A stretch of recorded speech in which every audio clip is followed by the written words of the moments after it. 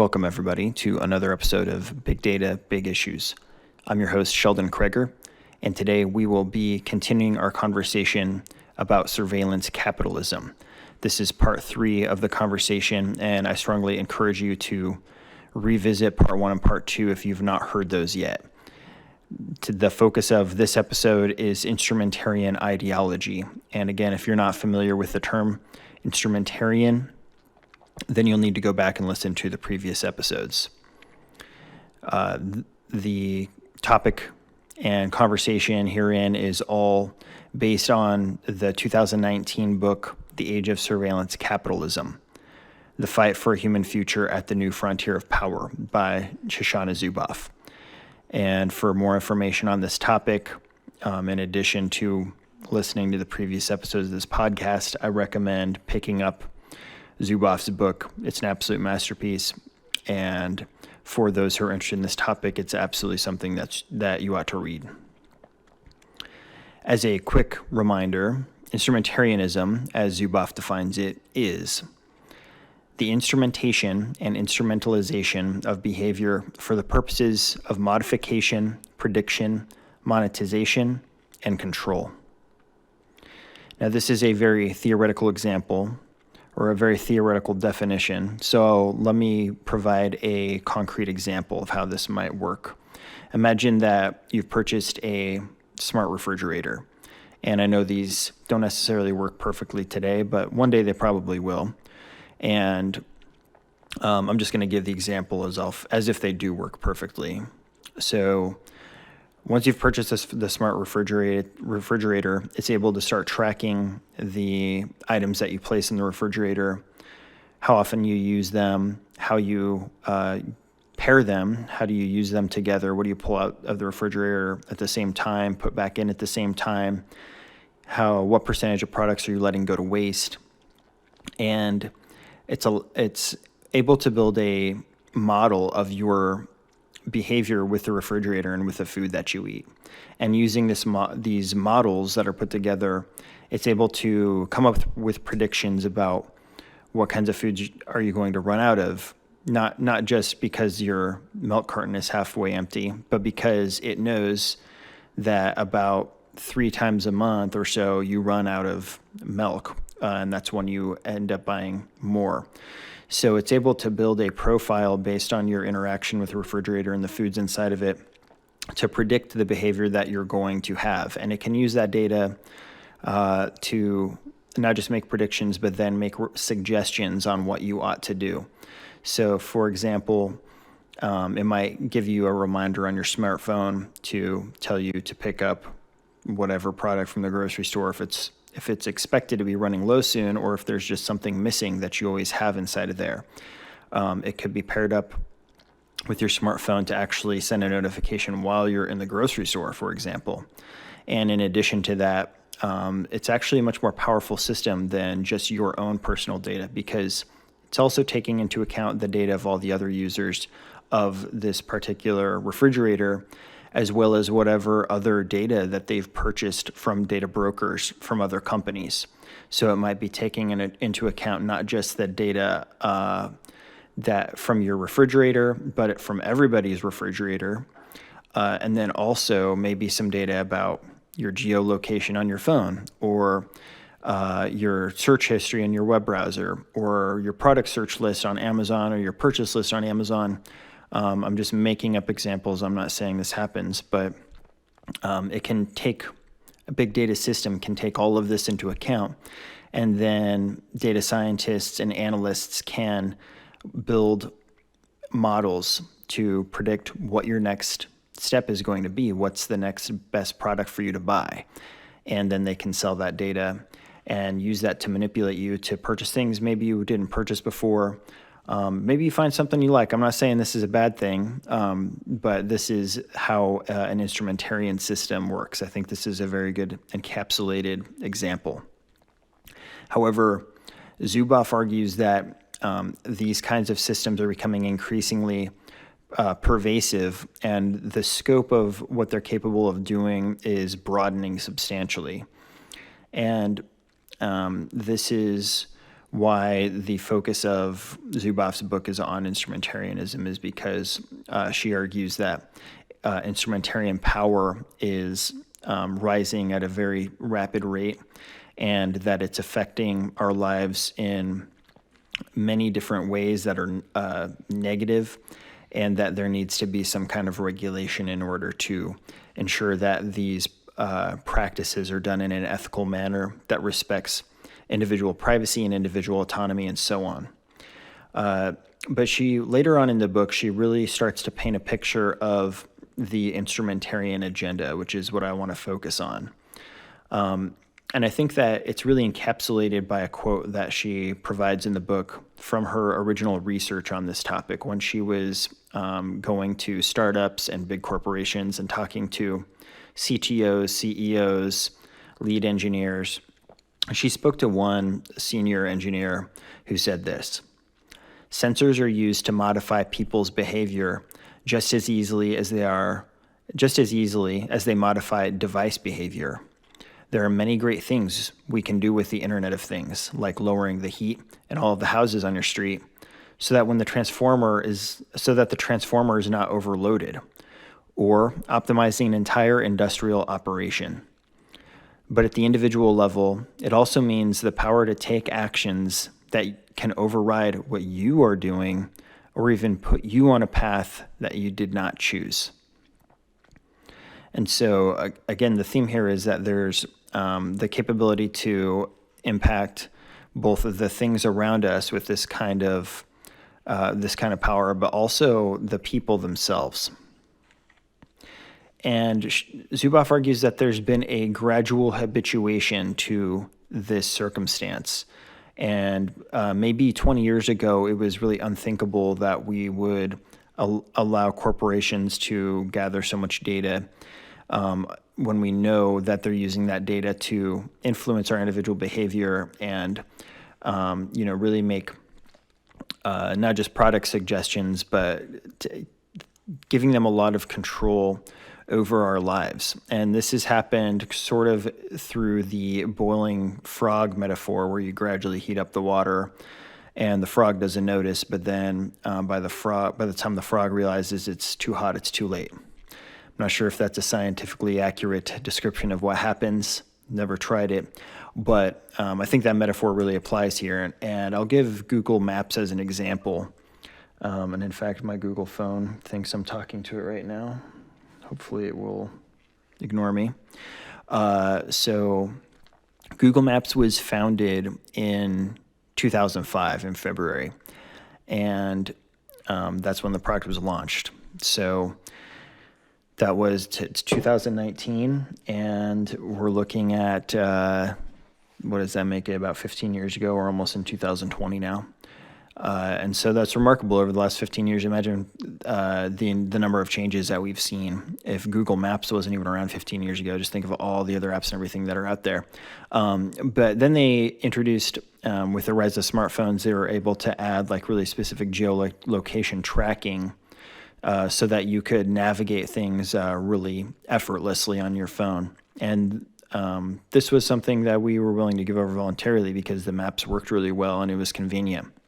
But later they also introduced Google Street Views, where they mounted cameras on tops of cars and they drove those cars around and basically just took photos of everything that you can see from the street. It was people's houses, businesses, intersections, whoever was walking by, whoever's cars were driving by at the time, all captured in a Google system and then put into this database and put into up on public display for anyone who wants to use it. And that was done in 2007.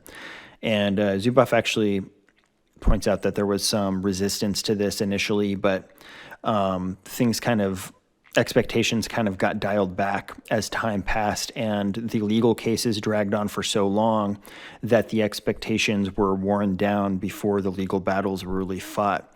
With the intention of the original lawsuits. It's a really interesting story in the book. And then gradually we started seeing personalized recommendations and products today, such as Google Local Guides, where people actually voluntarily give photos, reviews, other kinds of data to Google themselves. They don't even have to hire someone to drive a car around with a camera. They just have their customers do it, and they give them some kind of gold stars in their app. And today, that's incentive enough for us to go work for Google for free. And this is a very rapid expansion of power and very much unprecedented in its scope and context. There are numerous levels of ideology that have allowed this to unfold, the primary being corporate ideology and just the general desire for increased revenue, increased profits. And this is largely at the core of surveillance capitalism, is the endless conquest for more profit. And so this is the logic of corporate ideology sort of goes like this. Individual behavior can be recorded and analyzed on a large scale. A person's preferences and future actions can be predicted based on analysis of large data sets, and it's ethical to influence an individual's behavior in order to increase corporate profitability. So as long as maybe there's some boundaries depending on who you work for, or depending on whatever privacy laws, however limited they are where you live, there might be some restrictions about what kind of data and how it's being used. But the general ideology is, as long as we can make money off of it, we want to collect it, and we want to analyze it, and we want to improve those processes over and over again, refine them ad infinitum, and really increasing effectiveness and our profitability.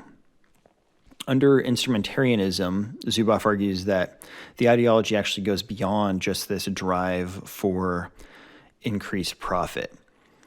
And the logic of the ideology goes something like this. Technologists have an ethical obligation to alleviate suffering. Individuals, however, are prone to making irrational decisions, which sometimes lead to suffering. And bad decisions can have consequences not just for individuals, but for everybody collectively. These bad decisions can cause suffering on a massive scale, or have really direct impacts on people and their immediate social relationships and so on. And therefore, it's ethical to influence individual behavior through technology if we're helping them make better decisions that have better outcomes for who is the question, right? So this is a really classic philosophical debate about when you're working with individual actors, there's sometimes incentives for people to do things that benefit them individually but may harm the group as a whole. For example, in the context of global warming, we have the problem of I have incentive to drive my V6 car because it's cool and it's fun to drive, and I need a car anyways. You know, people have incentives to drive to get to work and so on, but it may not be the best for the environment. The carbon emissions could be contributing to global warming, and therefore I am incentivized to do some damage to the planet in order to benefit myself.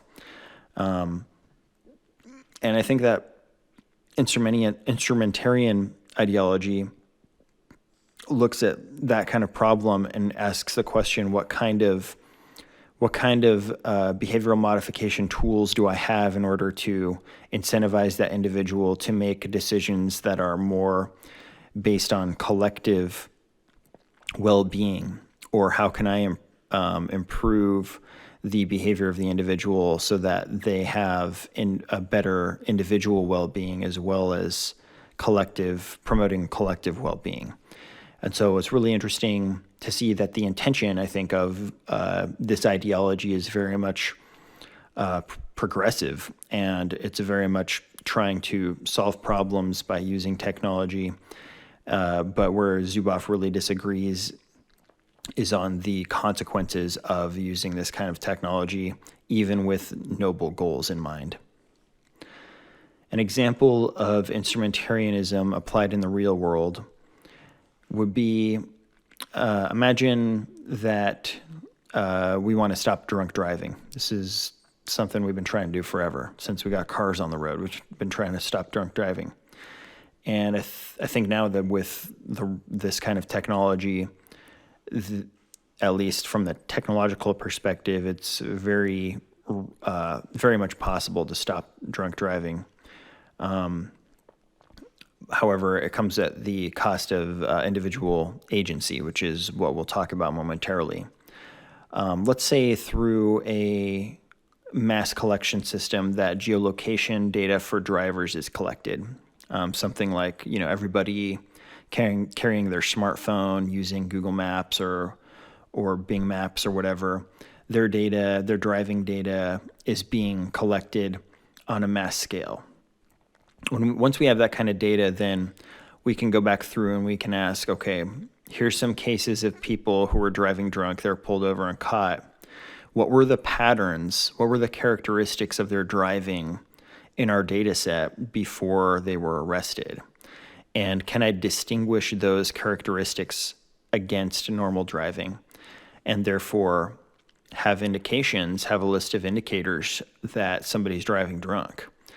And then once we know what those indicators are, we can hopefully have some confidence around how accurate it is.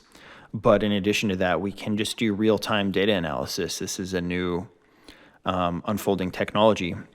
Having real-time data analysis of these massive data feeds coming in to identify drivers in real time who are probably drunk based on the indicators that were identified by the data scientists at these companies. And so this is an example of applied instrumentarianism with a noble goal in mind. But obviously there's some privacy concerns here. Another example of applied instrumentarianism that may raise more concerns would be trying to prevent crime in general. So let's imagine that Facebook has a history of all the pages you've liked, all the music you've listened to, or various pieces of data about you. They have quite a bit of it. And they track the liked pages. They do some kind of query, some data science to see the liked pages of people they know who've been convicted of crimes.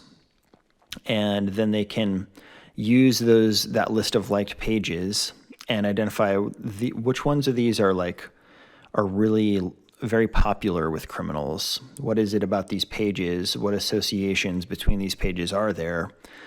And from that, they can generate some kind of blacklist, and they can say, well, individuals who like these pages are more likely to be criminals. And from that, they can actually put people who like those pages who have never been convicted of a crime on some kind of watch list to be subject to further surveillance. And I'm not saying that Facebook does this. However, I'm saying that the capability is certainly there.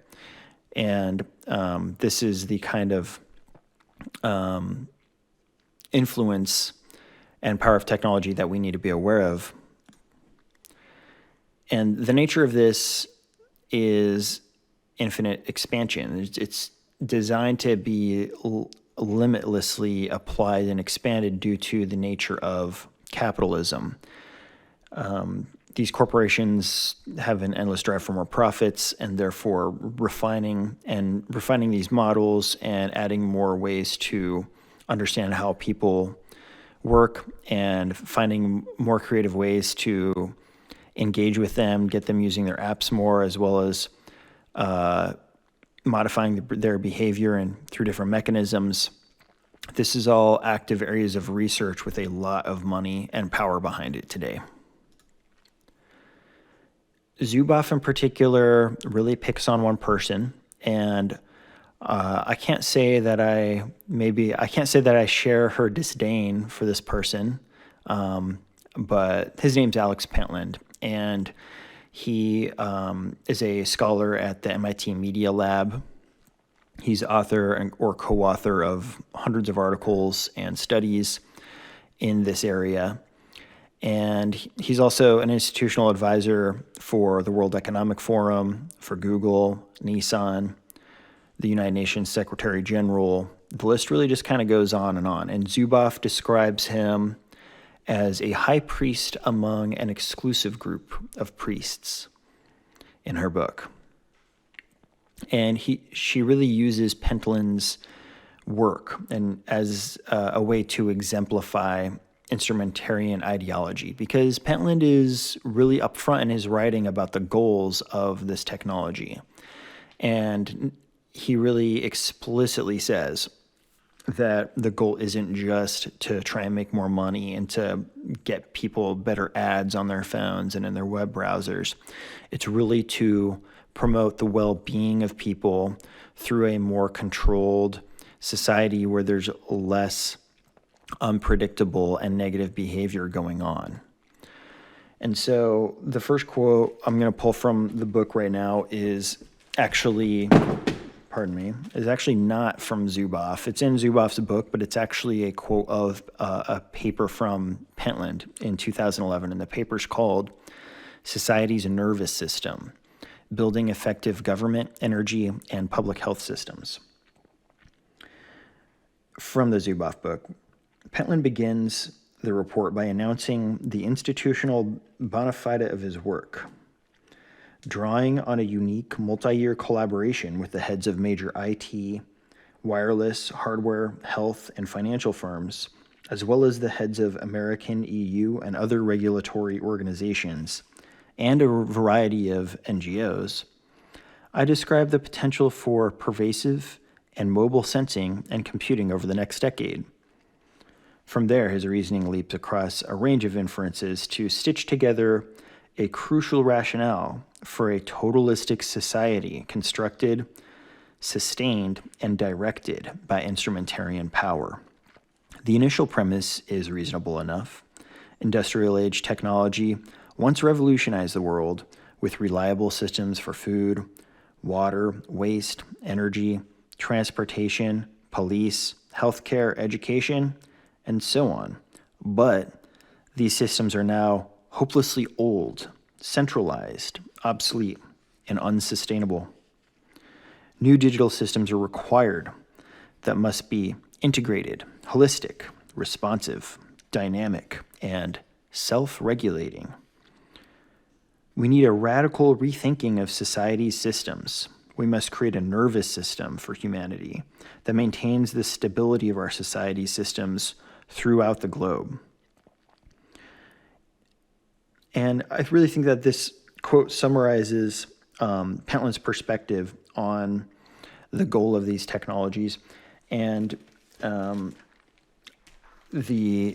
just the scope of what these kinds of systems can achieve. Pentland is not just, blowing hot air. He's out there implementing these systems and working with some of the most powerful organizations in the world to make this stuff happen. And I'm not saying, what I'm trying to present here is not that this is all good or all bad. What I'm trying to do is present, first of all, Zuboff's narrative of the negative consequences of this kind of thing. But I also wanted to give a kind of a perspective of the positive things that could come from this as well. And this is what Pentland really talks about in his papers as well as in his businesses, which is actually something that I want to show really quickly. I want to read from one of Pentland's startups. It's called Endor. And what Endor does, you can just go to endor.com and see this project that he co-founded. And what it does is it allows a corporation to upload their behavioral data into Endor's databases, and then it will automatically perform analysis and create optimal models and give recommendations to that company on how to use that data. So I'm just going to read from one of the web pages that exemplifies what this does. The marketing department of a large bank constantly calls customers who are potentially in need of a loan. The revenues of the department are directly derived from the portion of the customers who respond positively to the offer. As the direct marketing costs involved in this ongoing campaign are significant, it is crucial to contact the right customers at the right time. Too late, and they might have already taken a loan from another source. Too soon, and the need has yet to become material. Two tools can be used to predict who these customers are. A machine learning model developed in-house by the bank's data science team, and Endor's engine. Here's a simplified representation of what each tool concluded. And so this is kind of a case study, and there's a chart. If you're on YouTube, you can just see the chart, or you can go to endor.com/social-physics and see this. So in the machine learning model, what they get back is a segment of about 5,500 customers who have some attributes associated with them. They're married, they have a household income of less than $100,000, they have a credit score above 650, they've been customers for at least 2 years, and they have a credit card. And so under the machine learning model, which is what most organizations do, they are able to get that group of people based on those attributes and then try and make phone calls to them to sell them a loan. However, under the social physics model developed at Endor, what you end up identifying in that same data set is 954 couples who are about to get married, 235 customers who are about to go through a divorce, 42 startup employees who just sold their company to Facebook, 51 customers who recently graduated from a local real estate entrepreneurship course, 17 families who moved from France because of a recent terror attack and already had an account at the bank. So what you can see is they've somehow collected a large amount of information about these people, and they're able to leverage that in order to give very specific contextual information to the bank who's trying to sell these loans. And it gives them a very powerful way to have indication that somebody is ready to get a loan, so that they can spend less money calling people up who don't need a loan. And so beyond just as much as Pentland talks about these higher ambitions and is pushing that agenda, it's also worth noting that, this drive for profitability is also playing a huge role here. And I think Endor really exemplifies that really well. I think it's a fascinating system. I'd love to learn more about how it works, honestly.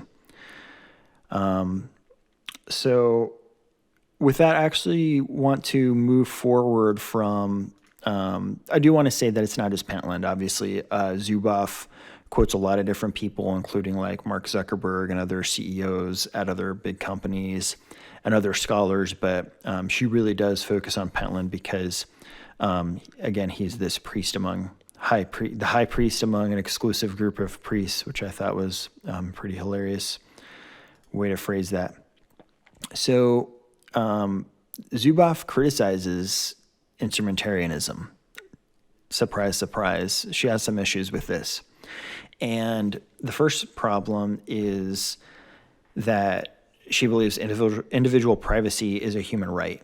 And so just at its core, violations of privacy should be viewed with suspicion, and there should be some very serious and detailed conversations going on about the pros and cons of violating somebody's privacy in context of the situation. And with these kinds of systems, there's not a lot of context, and there's a lot of different situations, and there's a lot of privacy that's being given up. And so this is problematic. The second issue that Zuboff has with instrumentarianism is that individual manipulation based on mathematical categorizations is just wrong prima facie. So she rejects this whole idea of doing machine learning or, these social physics, this more advanced like Pentland approach, because just on their face doing this kind of this kind of analysis on somebody is just kind of inherently wrong. The next criticism she has is that there are negative externalities that are unknown and ignored by this industry and by these scholars.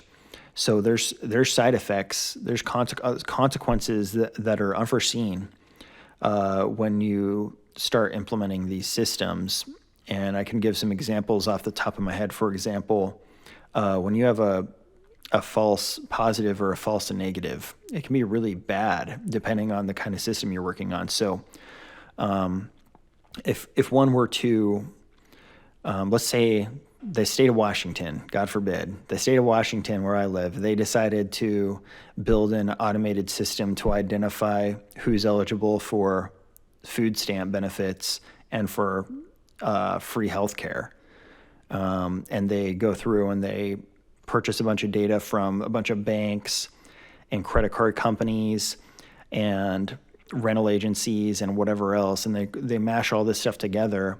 And then they start, instead of relying on the information people are handing over to their social caseworkers, they're just doing some kind of automated way of identifying who's eligible for food stamps or not. Well, that's going to have a pretty serious impact on people who are not being included in that based on some kind of miscategorization in their algorithms. And these examples rise up almost literally every time one of these systems is built. There's going to be winners and losers, and there's going to be varying degrees of effectiveness that are usually hard to estimate, if not impossible to estimate and to comprehend. So this is a really strong point, I think, from Zuboff. Her next point is that the capitalist drive for expansion, this endless conquest for more and more money, actually outpaces the regulatory restrictions that have come up, and that's absolutely true. 15 years ago, Google Maps was released for the first time, and just now we're starting to get some regulation like GDPR, Washington Privacy Act, California. Different states are kind of implementing this and all over the world, but it's just kind of a recent thing, and the government just is not keeping pace with the level of innovation. Another criticism from Zuboff is that there is and this is probably the most significant, is that there's a concentration of power that's happening where decisions are being made by these systems, and it's having real impacts on people's lives, but there's no accountability to the people who actually hold that power, who are controlling those systems. And there's especially no democratic accountability.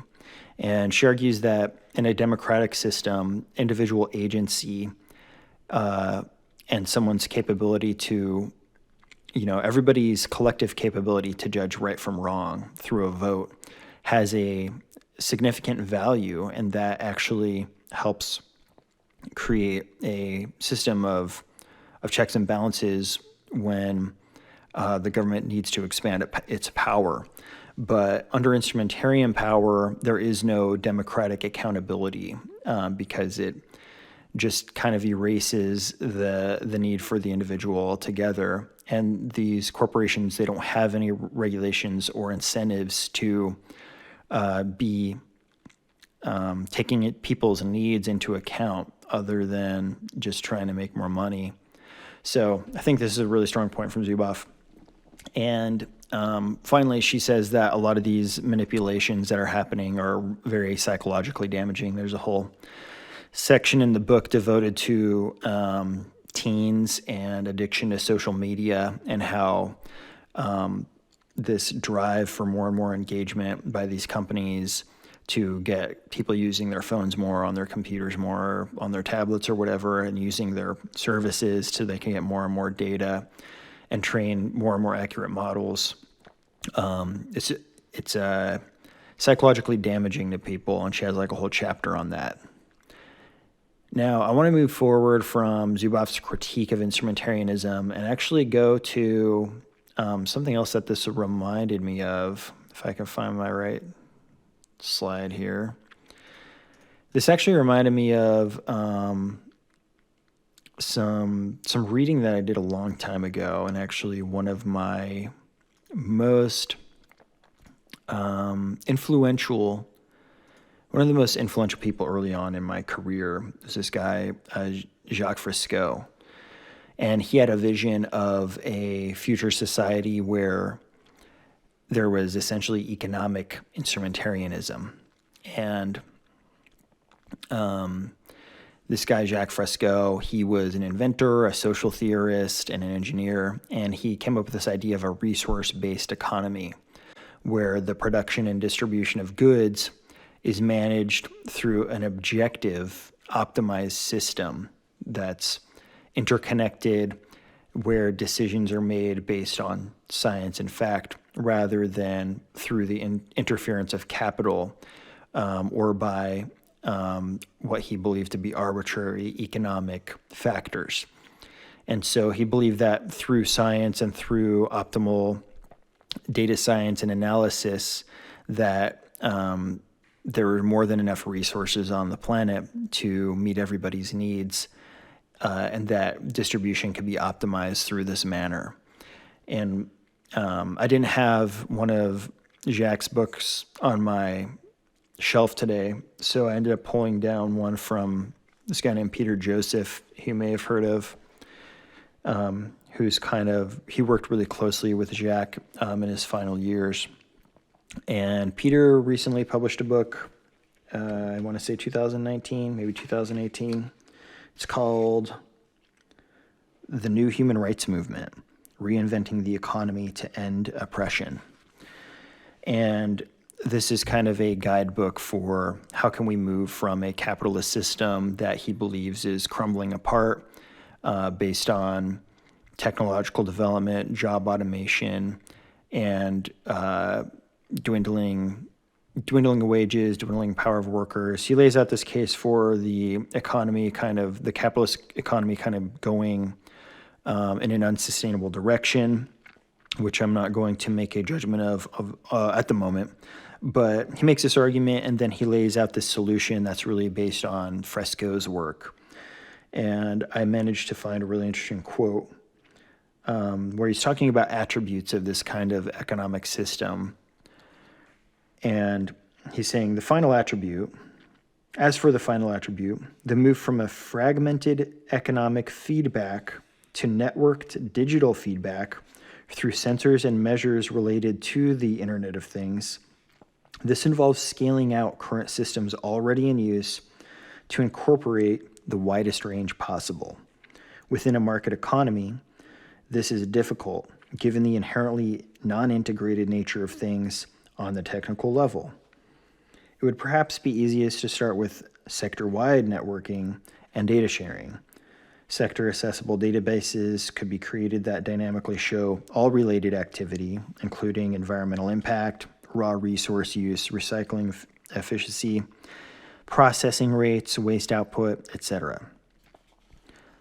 One important mandate would be the use of an intelligent calculation system to ensure steady state equilibrium and design optimization. Monitoring this activity, fines or sanctions could then be placed on companies that violate basic protocols. Ideally, this integration would extend to the entire global economy, so a total Earth system / habitat perspective could be understood.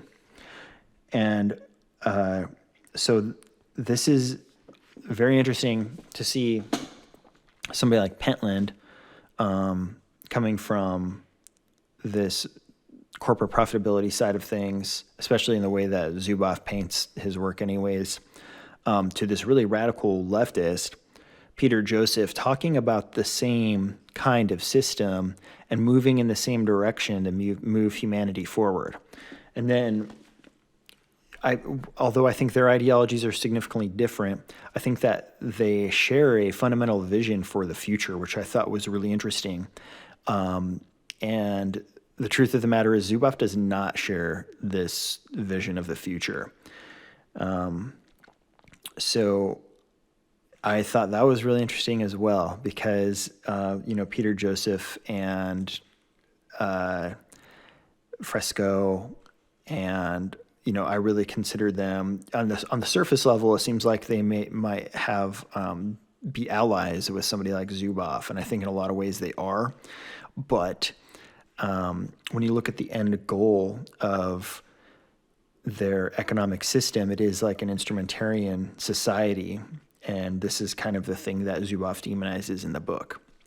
So I really enjoy viewing these different perspectives. And sometime I'll have to make an episode just really giving my full opinions about Zuboff's book. I've really tried to be mostly objective, just presenting the argument and bringing in some external sources to kind of beef things up a little bit. And, maybe I could bring somebody on for an interview. I think that would be more fun if I could find somebody else that's read it and we could talk our opinions. I think that'd be a ton of fun. But that really wraps up the conversation about instrumentarianism. Thank you so much for listening, and I hope that you have an awesome day. The best way to support this podcast is to like and leave comments, as well as share the episode with your friends and colleagues. You can find detailed notes, reading suggestions, and a complete episode list at bigdatabigissues.com.